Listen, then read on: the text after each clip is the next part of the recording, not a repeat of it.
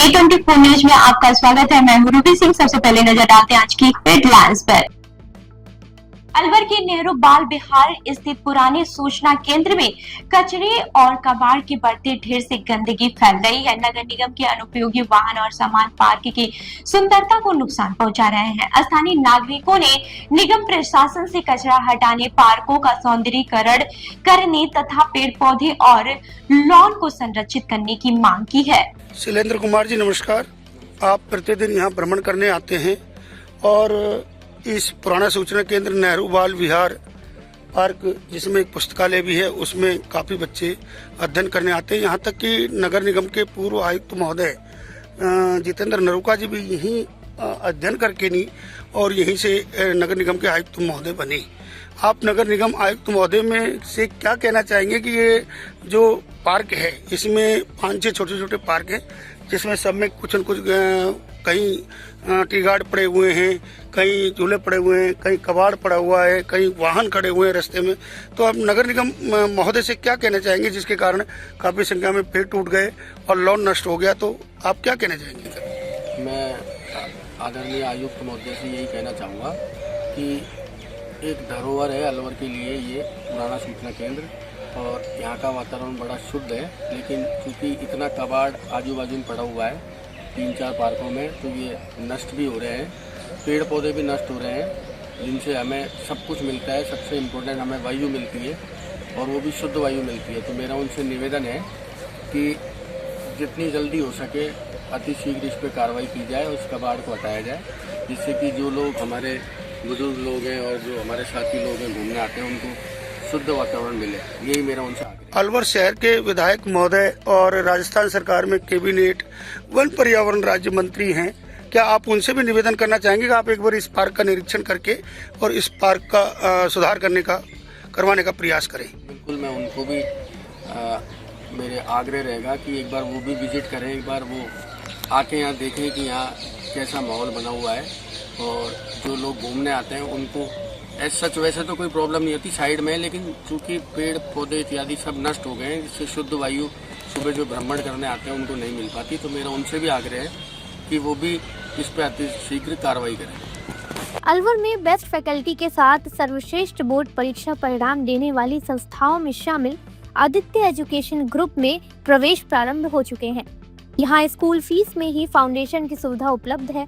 कक्षा 9वीं एवं 10वीं के लिए प्री फाउंडेशन तथा 11वीं एवं 12वीं के लिए विज्ञान, वाणिज्य एवं कला वर्ग, हिंदी एवं अंग्रेजी माध्यम में एडमिशन लिए जा रहे हैं। इस वर्ष संस्था के मेधावी विद्यार्थी प्राची राठौड़, अंकित कुमार, गार्गी सैनी, कमल प्रजापत, बलराज वर्मा, गौरी और वैशाली ने बोर्ड परीक्षा में 97% अंक प्राप्त कर संस्था का गौरव बढ़ाया। संस्था द्वारा प्रत्येक मेधावी विद्यार्थी को 21,000 का चेक प्रदान किया गया तथा 300 से अधिक प्रतिभावान विद्यार्थियों को सम्मानित किया गया। साथ ही विशेष सुविधा के रूप में नर्सरी से 8वीं तक बुक, नोटबुक, बैग, डायरी और आई कार्ड निःशुल्क, जबकि 9वीं से 12वीं तक बैग, ड्रेस, जैकेट और आई कार्ड निःशुल्क दिए जाते हैं। संस्था की शाखाएं Aditya public senior secondary school Lajpat Nagar Ambedkar circle के पास, Delhi academy senior secondary school 45 Subhash Nagar NEB Agrasen circle के पास तथा आदित्य किड्स एकेडमी तिजारा फाटक पुल के पास अलवर में संचालित है। अधिक जानकारी के लिए संपर्क करें 9829107651 पर तथा 9116919576 पर। थाना गाजी के आगर गांव में पुलिस द्वारा आरोपियों पर कार्रवाई नहीं किए जाने से नाराज एक युवक मोबाइल टावर पर चढ़ गया। घटना के विरोध में बाजार बंद रहा और बड़ी संख्या में ग्रामीण टावर के नीचे जुट गए। ग्रामीणों ने पुलिस पर पीड़ित पक्ष पर दबाव बनाने का आरोप लगाया है। पुलिस युवक को सुरक्षित नीचे उतारने के प्रयासों में जुटी रही। अलवर के बगड़ तिराया क्षेत्र में एक युवक पर सरिये से हमला कर गंभीर रूप से घायल कर दिया गया। पीड़ित विकास के अनुसार वो खेत की ओर से जा रहा था, तभी कुछ युवकों से विवाद हो गया। आरोप है कि विवाद बढ़ने पर एक युवक ने उसके सिर पर सरिये से वार कर दिया। घायल का जिला अस्पताल में उपचार जारी है। नाम क्या आपका? विकास कहाँ के निवासी हो? साढ़े उठने के बाद क्या घटना हुई अपने की? सरिया से मारा था सर। क्यों मारा, क्या विवाद था? वो जो खेल रहे थे, हम खेतन पे गए थे। जब उसने धक्का मुक्की दी, जब सरिया से मारा तो बेहोश हो गया सर। 10-5 मिनट बाद होश आया था। तो आप क्या करने के कोई काम कर रहे थे वो लोग? ना, खेल रहे थे वे जुआ। जुआ खेल रहे थे? हाँ। तो आप क्या कर रहे थे? हम खड़े थे सर। फिर किसने हमला किया आपके ऊपर? राहुल ने, दूली चंद के छोरे। और कौन जुआ खेल रहा था? हैं? और कौन था उनसे? राहुलो, राकेशो, अमनो और सन्नियो। तो हमला राहुल ने किया है? हाँ। कहाँ की घटना है, गाँव की है? साढ़े उठने के बाद उसको भर्ती कराया आपको? बगड़ते रह गया, सल में गल पट्टी करवा। या रेफर कर दिया? हाँ। क्या काम करते हो आप? कुछ नहीं, लेंटर वेंटर जाता हूँ कभी मुझे। अलवर के औद्योगिक क्षेत्र स्थित अजंता केमिकल शराब फैक्ट्री पर आबकारी विभाग ने छापेमारी कर बड़ी कार्रवाई की। विभाग ने 220 पेटी अवैध शराब बरामद कर पिकअप वाहन सहित 3 लोगों को गिरफ्तार किया। जांच में बड़ी मात्रा में स्प्रिट की कमी भी सामने आई है। अधिकारियों के अनुसार मामले में टैक्स चोरी और अवैध शराब निर्माण के पहलुओं की जाँच जारी है। कल आपके विभाग ने कार्रवाई की है फैक्ट्री से जो शराब पकड़ी है, किस तरह की निर्मित हो रही थी, क्या जानकारी मिली है और कितनी शराब जब्त करके कितने लोगों को गिरफ्तार किया गया? कल हमें सुबह सूचना मिली कि अजंता केमिकल्स जो कि MIA में एक हमारा शराब निर्माण इकाई है, उसमें से अवैध परिवहन की संभावना है। तो हमने अपना जाब्ता लगाया चारों तरफ और गाड़ी का निकलने का वेट किया हमने। और जैसे ही एक गाड़ी जो हमारे पास नंबर पहले से आ चुका था, गाड़ी आई, हमने उसको चेक किया रुकवा कर और उसमें 220 पेटियां राइडर ब्रांड की जो कि इस साल रजिस्टर्ड नहीं है, उसकी हमने पकड़ी। फिर हमने पूछताछ की उससे, उसने जो कागज दिखाया है वो इम्पैक्ट विस्की के दिखाए जो कि कूटरचित दस्तावेज हो गए। उसके बाद हमने पूछताछ की कि भाई ये कहाँ से ला रहा है, तो उसने बताया कि फैक्ट्री के जो अंदर मैनेजर हैं सुबोध बोस और एक वर्कर हैं निहाल सिंह, उनने फोन किया था मुझे और मुझे बुलाया। मैं ये गाड़ी लोड करके भिवाड़ी ले जा रहा हूँ। तो उसकी निशानदेही पे हम वापस उसको उस गाड़ी को जब्त करके वापस फैक्ट्री के अंदर गए। फैक्ट्री में हमने सुबोध बोस से पूछताछ की तो वो उस बारे में कुछ नहीं बता पाया। बिना होलोग्राम, बिना एक्साइज ड्यूटी पेड माल था वो सारा का सारा।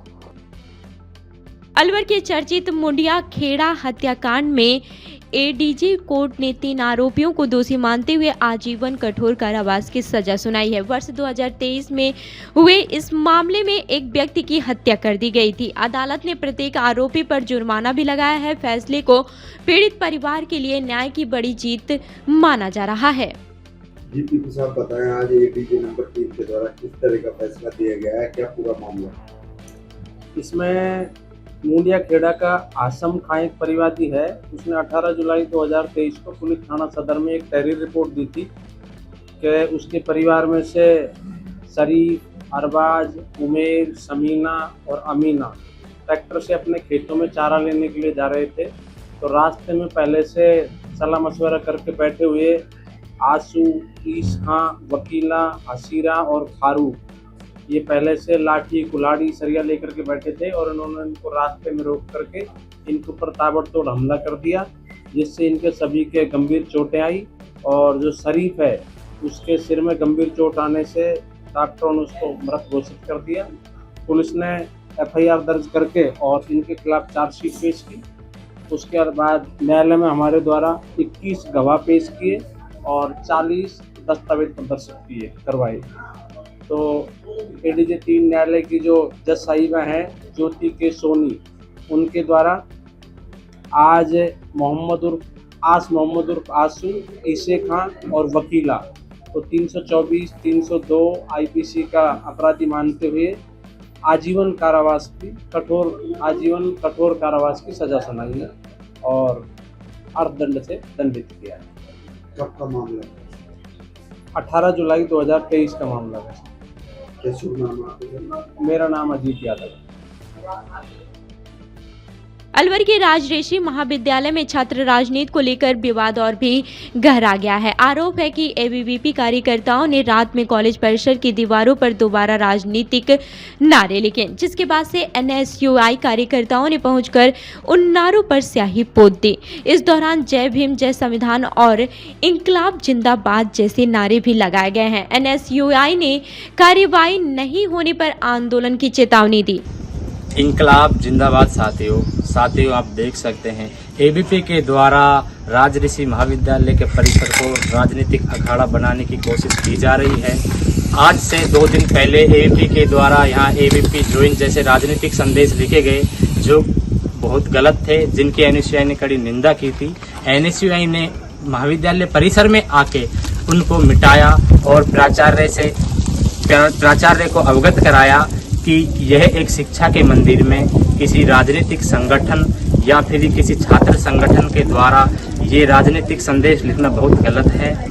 प्राचार्य जी ने हमसे कहा कि मैं जल्दी उन पर कोई कार्रवाई करूंगा, लेकिन उनके ऊपर कोई कार्रवाई नहीं हुई। आज का दिन है, फिर आज रात में गत रात को एबीपी के कार्यकर्ता शराब के नशे में धुत होकर महाविद्यालय परिसर में घुसकर दोबारा एबीपी ज्वाइन जैसे राजनीतिक संदेश लिखकर गए और हमारे द्वारा एनएसयूआई कार्यकर्ताओं के द्वारा महाविद्यालय परिसर में इंकलाब जिंदाबाद जैसे संदेश लिखे गए, जो कि एक शहीद आजम भगत सिंह के द्वारा दिया गया नारा था। वो एबीपी के कार्यकर्ता अपने आप को देशभक्त, राष्ट्रभक्त बोलते हैं। उन्होंने इंकलाब जिंदाबाद जैसे नारों को मिटाया, यह बहुत ही गलत है। एनएसयूआई इसकी कड़ी निंदा करती है। आज हम फिर राजऋषि महाविद्यालय पहुंचकर हमने उनके द्वारा लिखे गए एबीपी जैसे राजनीतिक संदेशों को मिटाया है। शादी पार्टी विवाह उत्सव के लिए अलवर में एक ही नाम, दिनेश साड़ी भंडार, गंडोरा वाले, मालन की गली। हमारे यहाँ ब्राइडल लहंगा चुन्नी, लेस वाली हैवी साड़ी, मीणावाटी लहंगे, ओढ़नी, खाली लहंगे, खाली चुन्नी, राजपूती बेस, चुनरी ओढ़नी, चुनरी साड़ी और लहंगे व बनारसी लहंगे भी मिलते हैं।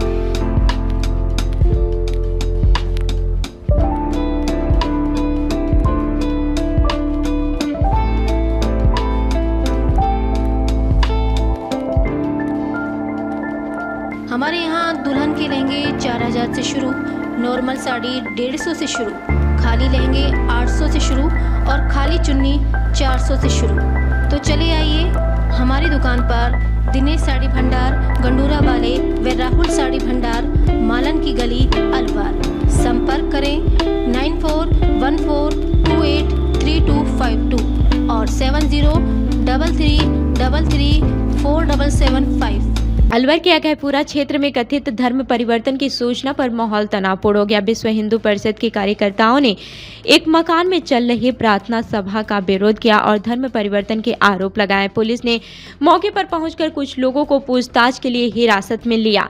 फिलहाल पुलिस जांच कर रही है और अभी तक आरोपों की पुष्टि नहीं हुई है। प्रार्थना करेंगे बोलूंगा, मैं कभी अलग नहीं आऊंगा। अब तक मैं आया कि मेरी गलती है, मैं गलती है, अब गलती मुझे माफ कर दो, कभी नहीं आऊंगा। आप कितने धर्म परिवर्तन कराते थे भैया? अब तक कितने का धर्म परिवर्तन करा चुके हो? नहीं 50-25 लोगों को जानता हूँ। 20-25 लोग करवा चुके हैं। नहीं, 20-25 लोगों को जानता हूँ। धर्म परिवर्तन करा चुके हैं उनका? नहीं, वो तो ऐसे प्रार्थना अपने सब हिंदू ही हैं, सब पाठ पूजा भी करते हैं। क्या कहते हो प्रार्थना में? प्रार्थना तो हनुमान चालीसा भी है हमारी, ठीक है, बजरंग बाण भी है। किसकी प्रार्थना करवाते हो आप? ईसा मसीह की प्रार्थना। ईसा मसीह की? ईसा मसीह कौन सा धर्म का है? आप ईसाई हो क्या? आप ईसाई हो क्या? मैं ईसाई हूँ, हिंदू भाई। फिर ईसा मसीह की प्रार्थना क्यों करवाते हो आप? पूछता होगा, ईसा मसीह तो पैदा हुआ है, वो भी तो किसी को पूछता। यार भाई साहब आप हमको तो अच्छा अच्छा, आप हम ले लेंगे। हाँ, मेरा नाम नितिन कुमार है, मैं हिंदू सैन्य समाज से हूँ और यहाँ पे हिंदू परिवर्तन को लेकर वो चल रहा था। मैं हिंदू धर्म परिवर्तन को लेकर यहाँ पे वो चल रही थी, प्रार्थना चल रही थी। मैं दूसरी बार आया हूँ, ठीक है ना, दूसरी बार आया हूँ और मैंने सुना, सिर्फ सुना है, ज्यादा कुछ नहीं है। वो बोलते हैं और खाली जो बैठे रहते हैं वो सब सुनते हैं। एक जने जो है वो आते हैं और बस बाकी सब ये दिल्ली से आए, एक ही जन आते हैं। कब से आ रहे हैं? ये मुझे नहीं पता, मैं खुद दूसरी तीसरी बार। आपको क्या बताया, आप क्यों आए थे यहाँ पर? मैं सिर्फ ये आया था कि हाँ भाई यहाँ पे बीमारियाँ ठीक हो जाती हैं, आपको चंगाई मिल जाती है, बस यही था और इसके अलावा कुछ नहीं। अभी तो ऊपर तो आप अलग तरीके से नाम दे रहे थे। नहीं साहब वही है यार, कुछ अलग नाम नहीं लिया मैंने। ये हिंदू था, वही है सेम जो ऊपर बोला है। हाँ, आज इसको हिंदू बना दिया आपने। हाँ, ये हिंदू है। मैं हिंदू था, हिंदू हूँ, हिंदू ही रहूंगा। ये धर्म परिवर्तन करवा रहे हैं भाई। मेरा नाम नितिन कुमार सैनी है, हनुमान चौक। यहाँ कॉलोनी में हमको सूचना मिली, कुछ हिंदू समाज के लोग यहाँ एकत्रित हुए। यहाँ ईसाईकरण का बड़ा खेल हो रहा था और महिलाओं को इलाज के नाम पर यहाँ बुला रखा था। बहला फुसलाकर उन महिलाओं को तुम्हारा पेट दर्द ठीक कर देंगे, तुम्हारा ये ठीक कर देंगे, तुम अपना धर्म परिवर्तन कर लो, ऐसा उन महिलाओं ने बताया। जैसे ही महिलाओं ने देखा कि यहाँ हिंदू समाज के लोग पहुंच गए ऐसी गतिविधि होने के दौरान, तो वो सारी महिलाएं यहाँ से चली गई। अब उसके बाद में यहाँ पुलिस पहुंची है।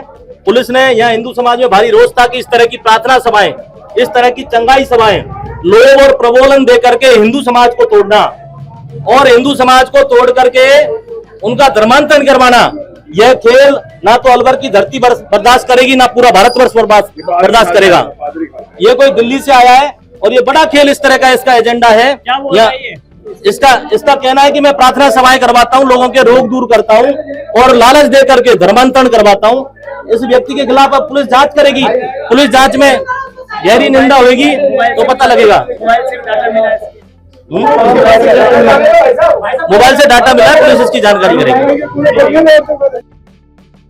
अलवर के रैणी क्षेत्र में दिल्ली मुंबई एक्सप्रेसवे पर एक ट्रक खड़े वाहन से टकरा गया, जिससे चालक की मौके पर ही मौत हो गई है। बताया जा रहा है कि चालक को नींद की झपकी आने से ये हादसा हुआ। मृतक हरियाणा के नूह जिले का निवासी था और गुजरात से दिल्ली जा रहा था। पुलिस ने शव का पोस्टमार्टम के लिए भिजवाकर जांच शुरू कर दी है। गढ़तल तिजारा के राता खुर्द गांव में बंदी गंगा जल संरक्षण जन अभियान के तहत विभिन्न गतिविधियों का आयोजन किया गया। कार्यक्रम में कलश यात्रा, पौधारोपण, श्रमदान कार्य का शुभारंभ किया गया। वहीं जनप्रतिनिधियों और अधिकारियों ने ग्रामीणों को जल संरक्षण और पर्यावरण संवर्धन का संकल्प दिलाया। भिवाड़ी में भ्रष्टाचार निरोधक ब्यूरो ने पटवारी आशा कुमारी को रिश्वत लेते रंगे हाथों गिरफ्तार किया। आरोप है कि भूमि नामांतरण के बदले 30,000 रुपए की मांग की गई थी, जो बाद में 15,000 रुपए में तय हुई। एसीबी ने दूसरी किस्त के 5,000 रुपए लेते समय आरोपी को ट्रैप कर गिरफ्तार कर लिया। मामले में आगे की जाँच जारी है। कितने की डिमांड थी, कितने लेते हुए रंगे हाथ जो पटवारी को गिरफ्तार मिलता है? ये हमारे एसीबी कार्यालय अलवर में परिवादी उपस्थित हुए थे। 25 तारीख को इन्होंने बताया था कि मेरा म्यूटेशन खुलवाना है, मेरे पिताजी की डेथ हो गई थी, उसका मेरा म्यूटेशन खुलवाना है और इनके पिताजी के नाम में थोड़ा कोई करेक्शन भी करवाना था। तो ये कह रहे हैं कि मैं पिछले 4 साल से करीब मतलब इनके चक्कर लगा रहा हूँ और अब उन्होंने कहा कि आप चक्कर लगाते रहोगे तो आपका काम नहीं होगा, आपको वो मेरे से 20-30 हज़ार रुपये ये रिश्वत की डिमांड कर रहे हैं। तो हमने उनके इस परिवार पे वेरिफिकेशन करवाया। वेरिफिकेशन में इन्होंने 30,000 रुपये पहले इन्होंने डिमांड किए थे, फिर इनका सत्यापन में इन्होंने 15,000 रुपये लेना इनका तय हुआ। तो सत्यापन के दौरान इन्होंने 10,000 रुपये दे दिए थे और 5,000 रुपये इन्होंने बाद में लेना तय किया। तो वो जो शेष 5,000 रुपये रिश्वत राशि आज हमने इनको देते हुए गिरफ्तार किया है। और अभी आरोपी पटवारी क्या नाम है और कहाँ किस हल्के में देखती है? ये आशा देवी, ये सांथल का गांव है, मतलब पटवार हल्का सांथल का तहसील टप्पूगढ़ा जी, यहाँ के पटवारी और काफी टाइम से काम करने का परिवार काफी परेशान था। तो रिश्वत देके आज इन्होंने तो हमने इनकी रिश्वत राशि इनके बैग से बरामद की। मुंडावर क्षेत्र में 2 शातिर ठगों ने एक ज्वेलरी दुकान पर नकली पीतल के गहने देकर सुनार से 98,000 रुपए ठग लिए। आरोपी सोने के गहने खरीदने के बहाने दुकान पर पहुंचे थे। घटना के बाद से जब दुकानदार को ठगी का पता चला तो उसने पुलिस में शिकायत दर्ज कराई। सीसीटीवी फुटेज के आधार पर पुलिस आरोपियों की तलाश कर रही है। हाँ जी, क्या नाम है आपका? जितेंद्र सोनी। हाँ जी, क्या मामला है? मामला ये है, कल 2 अज्ञात व्यक्ति आए थे, एक ने हेलमेट पहन रखा था, एक बगैर हेलमेट में, और उन्होंने मेरे से सामान मांगा। मैंने उनको दिखाया, पहले मना कर दिया, फिर उनको दिखाया मैंने सैंपल के तौर पे। फिर वो अपना सामान दिया, उन्होंने बोला कि हमारा भी सौदा नहीं हुआ है, आप ये सामान रख लो और हम हमारा सामान ले जाएंगे और आपको पैसे दे जाएंगे। हुलिया क्या था? लगभग कितनी एज के थे दोनों बंदे? एक तो लगभग 45 के समथिंग था और एक 55 के समथिंग था। पहले कभी देखा गांव में उनको? नहीं, मैंने उनको नहीं देखा। दोनों अज्ञात थे और हर जगह वो अंजाम करते लोग हैं। बढ़ते हुए लगातार चौथे दिन एनटीएफ ने शानदार चौका जमाया है। पहले मद मंजुल, फिर मदांकन और आज मद मंडेल। नशे के बड़े विषधरों के खिलाफ कुंडली मारकर शिकंजा जड़ने का यह कारोबार अपने परवान पर चढ़ा रखा है एनटीएफ ने। पहले राजस्थान में, फिर झारखंड में और आज मध्य प्रदेश के उज्जैन में एक बड़ी सफलता अर्जित हुई, जब एक कुख्यात मादक द्रव्यों का तस्कर, अंतरराज्यीय तस्कर, जो पिछले 10 वर्षों से नशे के धंधे में आकंठ लिप्त था, पिछले 3 सालों से पुलिस की आंखों में धूल झोंक कर फरार चल रहा था, राकेश पुत्र चतुर्भुज, निवासी नीमच, मध्य प्रदेश। इस तस्कर की कहानी थोड़ी सी हटकर है। आमतौर पर सारे तस्कर 8वीं फेल 10वीं फेल होते हैं। यह वह तस्कर है जिसने आईटीआई से डिप्लोमा किया, पर डिप्लोमाधारी एक युवक, छोटे पैसों की नौकरी उसे रास नहीं आई और बड़ी कमाई करने की महत्वाकांक्षा में कब वह नशे के दलदल में डूब गया, उसको खुद ही पता नहीं चला। पिछले 10 साल से लगातार एक संग्राहक के रूप में, जिसको कहते हैं ना हरे लगे, ना फिटकरी लगे और रंग चोखा आ जाए, ना उत्पादन करना पड़े, ना ही ग्राहक को बेचना पड़े, बस चुपचाप उत्पादकों से, अवैध उत्पादकों से संग्रह करके संग्राहक के रूप में जमा करना और दलाली करते हुए राजस्थान के तस्करों को वह पूरी खेप पकड़ाना, यही धंधा रहा है राकेश का पिछले 10 वर्षों से।